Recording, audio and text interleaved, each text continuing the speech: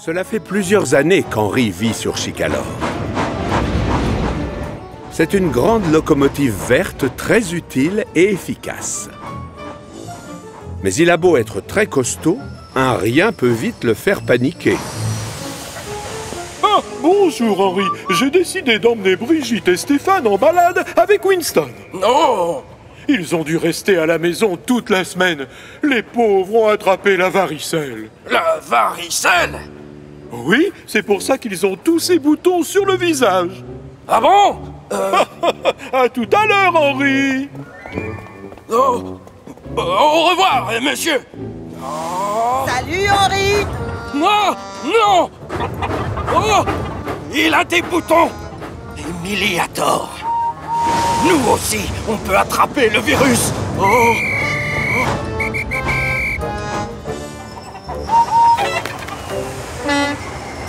Salut, Henri! Salut, Paxton! Au fait, pardon d'avoir fui la dernière fois. Je croyais que tu avais la varicelle et j'avais très peur que ce soit contagieux. Les locomotives n'attrapent pas la varicelle, voyons. Oh bah, ça je suis au courant maintenant. Mais en revanche, peut-être que les diesels peuvent avoir la rougeole. Hein? Vraiment? C'est une plaisanterie, Henri. Oh oui! Je le savais! Bonne journée!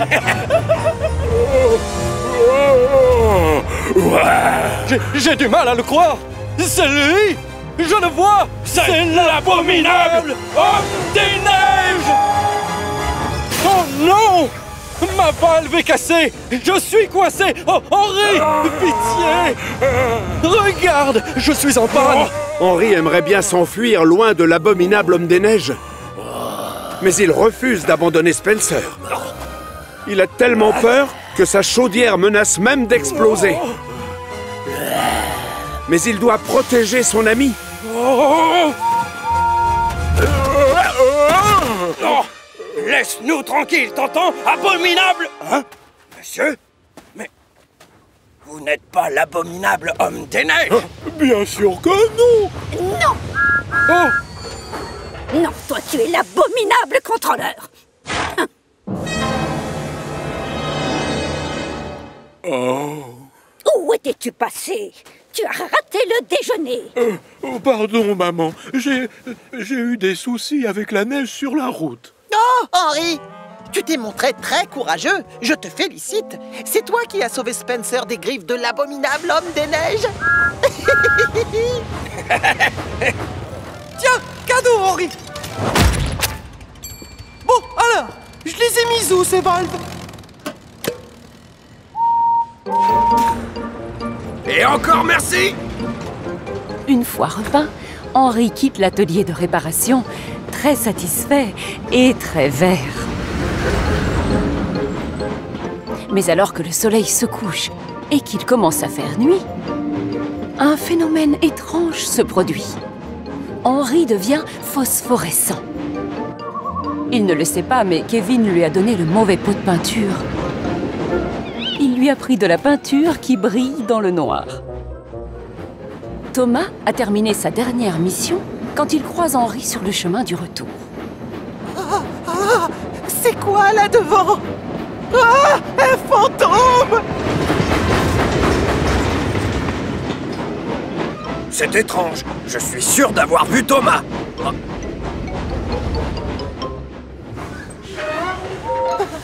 Oh, Gordon! Je viens de voir un train fantôme! Enfin, ne sois pas ridicule. Ça n'existe pas, les trains fantômes. Et même si ça existait, moi, tu vois, je n'en aurais pas peur.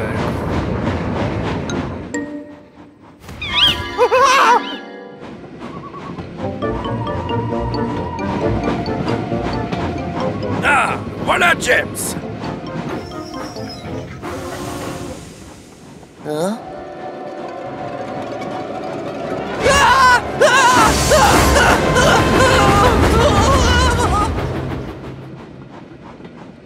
Quoi? Il part à reculons. Je ne comprends pas.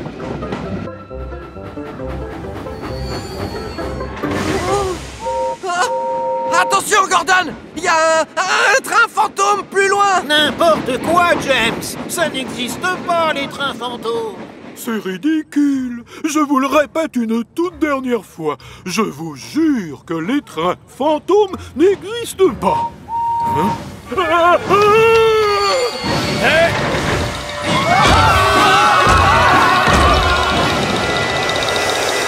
C'était moi!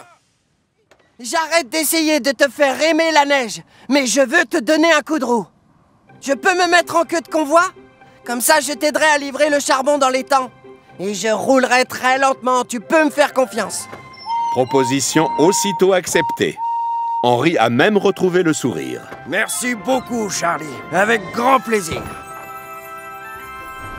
Les deux amis repartent ensemble sans rouler trop vite.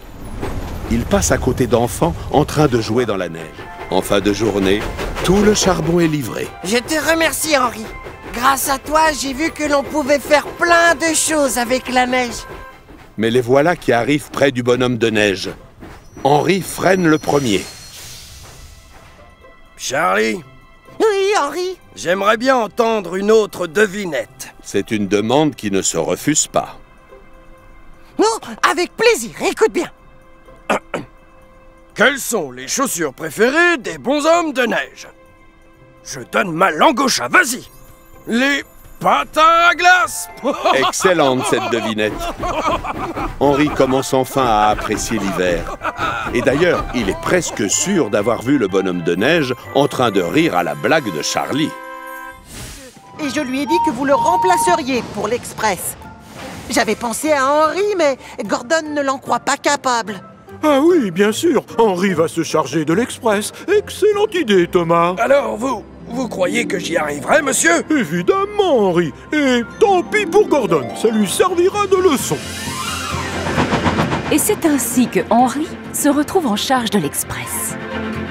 Bon, au début, c'est vrai, il est un peu nerveux. Mais très vite, il commence à y prendre plaisir.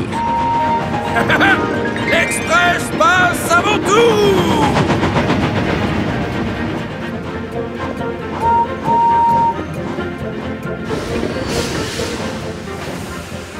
Merci beaucoup, Henri, pour cet agréable trajet. De rien, c'est normal. Tu es plus chaleureux que Gordon. J'aimerais que ce soit toi qui tractes l'Express tous les jours. Quand il arrive au hangar, il est bien content de voir Henri et Émilie qui discutent tranquillement. Tiens, salut Thomas! Je viens d'entendre les wagons plats de l'enfer. Oh, les wagons comment? De quoi tu dis? Les wagons plats de l'enfer. C'est Salty qui m'a raconté leur histoire. Ils rôdent à la recherche d'une jeune locomotive et ils sifflotent et crassent. Moi, ça me donne plein de frissons. T'es pas le seul. Oh, vous n'êtes que des radiateurs mouillés tous les deux. Il doit forcément y avoir une explication à l'origine de ce bruit. Oui, espérons-le. J'ai tellement peur.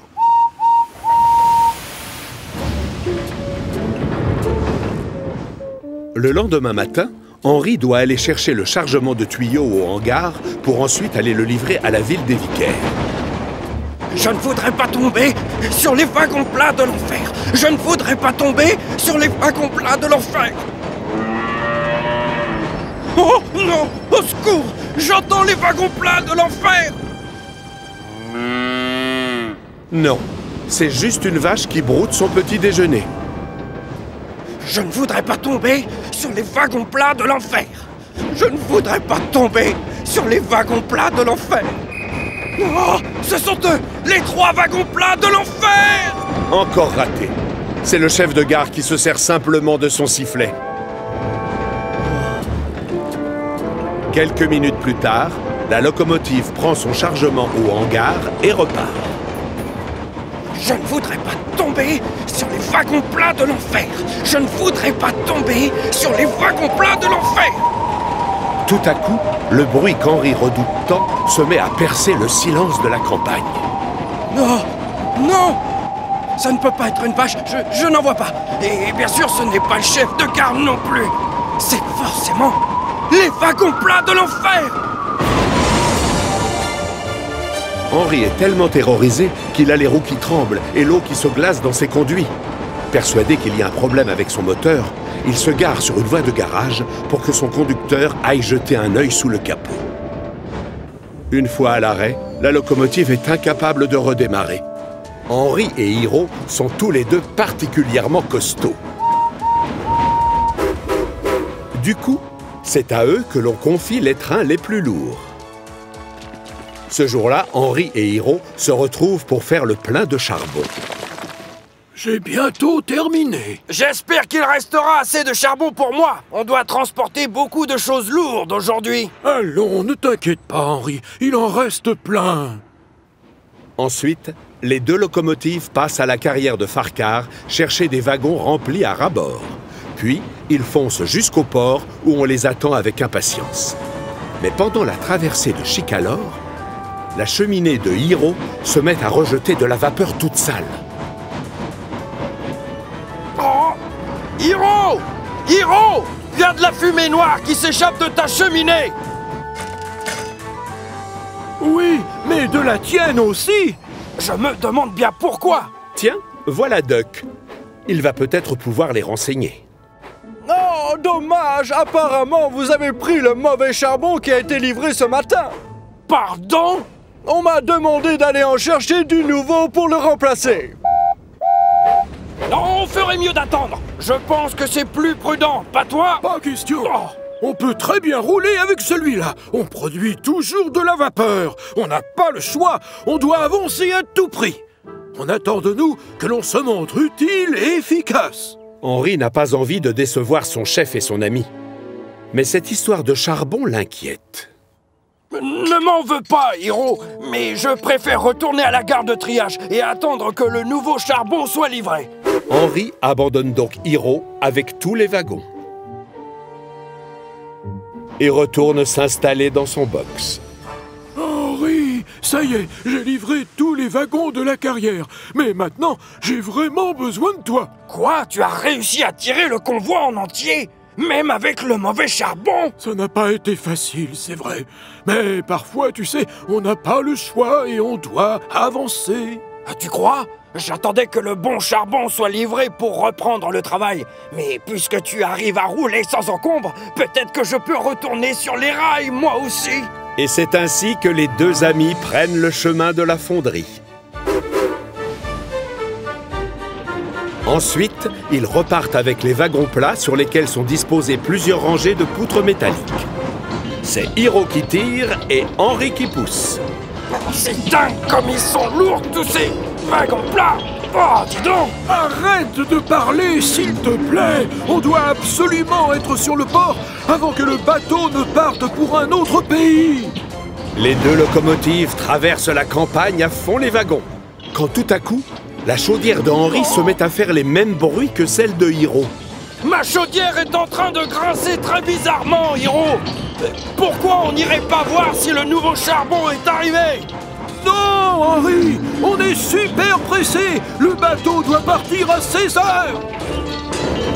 Mais alors qu'ils se lancent dans la montée sur la colline de Gordon, un bruit encore plus étrange que les autres résonne. Incroyable! Ce n'est pas Henri qui freine, c'est Hiro. Bon bah alors! Pourquoi tu t'arrêtes? C'est ma chaudière qui s'est bloquée, je crois. Cette fois, c'est sûr, c'est la panne. Je te demande pardon. C'est toi qui avais raison. On aurait dû aller chercher l'autre charbon. À cause de moi, on n'arrivera jamais sur le port avant le départ du bateau. Ne t'inquiète pas, Hiro. Tu m'as appris qu'il fallait avancer à tout prix. Et donc, c'est ce que l'on va faire tous les deux. Henri pousse aussi fort que ses pistons le permettent. Et tout doucement, le convoi réussit à se hisser jusqu'au sommet. Henri réussit à faire avancer tous les wagons plats, plus Hiro. Ah, oui, encore, c'est bien. Allez, fonce, bravo! Dans un vacarme épouvantable, Henri appuie à fond sur ses pistons. Ses roues tremblent et ses essieux grincent, mais tant pis. Il est déterminé à aller jusqu'au bout. Sur les quais, les dockers saluent son exploit en poussant des cris de joie et des bravos. Espérons que le gros contrôleur soit aussi d'humeur à les féliciter. Tu es un champion!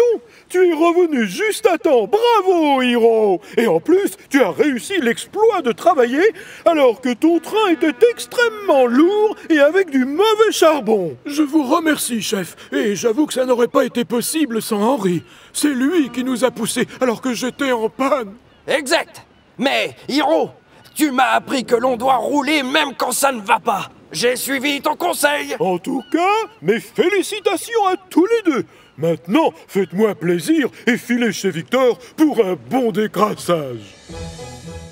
Un peu plus tard, les chaudières des deux amis sont comme neuves et on a rempli leur citerne avec du bon charbon. Plus rien ne les empêche de se remettre au travail. Tu veux que je te dise? Tu avais raison. C'est possible d'avancer quoi qu'il arrive, et même avec du mauvais charbon. Oui, mais c'est plus facile quand on a un bon combustible, non? Allez, viens, on va leur montrer qu'on est efficace, surtout quand on travaille ensemble.